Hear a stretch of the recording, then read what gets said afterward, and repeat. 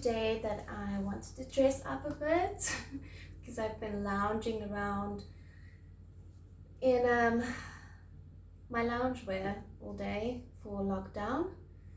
So I'm in my denim and it still fits, and I've got my earrings and my lips, a bit of mascara, so I feel pretty. Anyway, that's just a side point. Today I want to talk to you guys about how stressful it can be to live in your mind. And what I mean by that is I'm sure you guys have also experienced this at some stage or another, that you are so involved in your head that the actions and the stuff you are doing doesn't even register.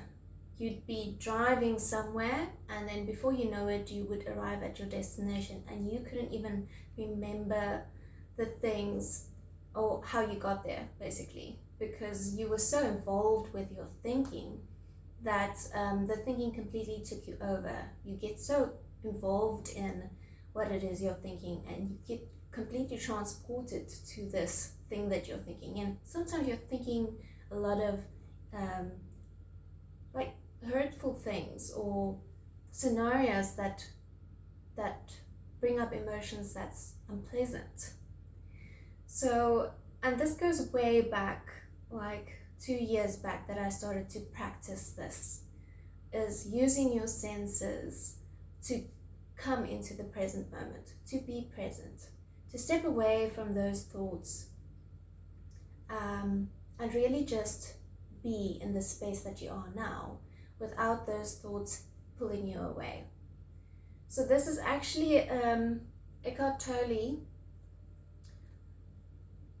He wrote The Power of Now, and that's the first book that I read when I started my meditation or my journey, awakening journey, whatever you want to call it, spiritual journey. And that's one of the biggest things that I learned from his books, is really to use your senses and to be very aware of the fact that your mind tells you these stories and it registers these things and labels them and then doesn't think twice about seeing them and feeling them and observing them. It just categorizes. For instance, this is a flower, and you look at that and it's a flower and then you move on. You might look at it for 2 seconds and be, this is a pretty flower, and then you move on.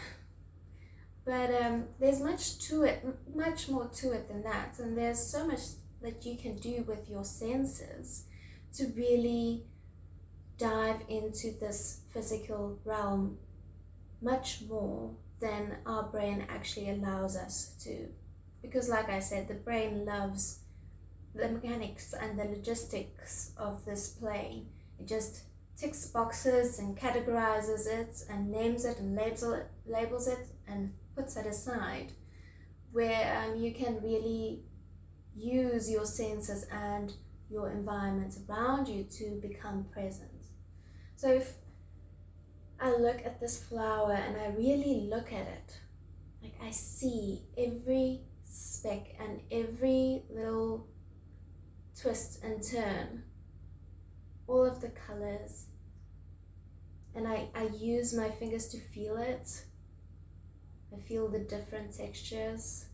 Even this table, I can feel the texture, and I can listen to the sounds around me. I can hear the buzz of the fridge, and I can hear the crickets outside, and I can hear some movement. And as you go and as you practice that, then there's smell as well. Don't really smell anything, but I've got a stuffy nose. If you use those senses and you practice just observing these things, not giving into your mind's temptation to label them and put them away. Really observe them as if it's the first time you actually are seeing this thing. This is the first time I'm seeing a flower, and it's not labeled a flower immediately. I see all of the colors and the textures, and I smell it and I feel it. If it makes a noise, I hear it. And really use that to come into the present moment. What happens then is there's this kind of energy, because you're so centered into your space. You're made aware of this living energy within you, prana, life energy, life force energy. And as you use your senses to observe other objects and to observe the space around you, you feel that same energy in this flower. With all your senses awakened, you feel that energy of the flower coming out to meet the energy in you. And that's the oneness that I keep on talking about. The oneness with everything. You are one with this table and with this flower and with this space around you.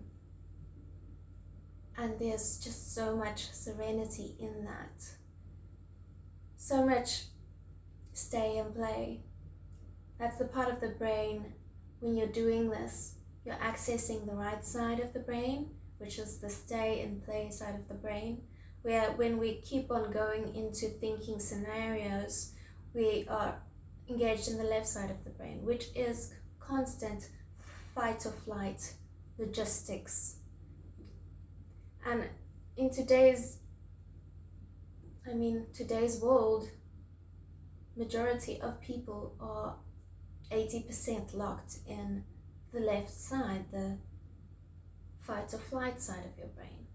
So we need to give access and move over to the right side of the brain so that we can become present, be like children that are awed of the space that we're in, and really just feel that serenity and that blissfulness that comes with it.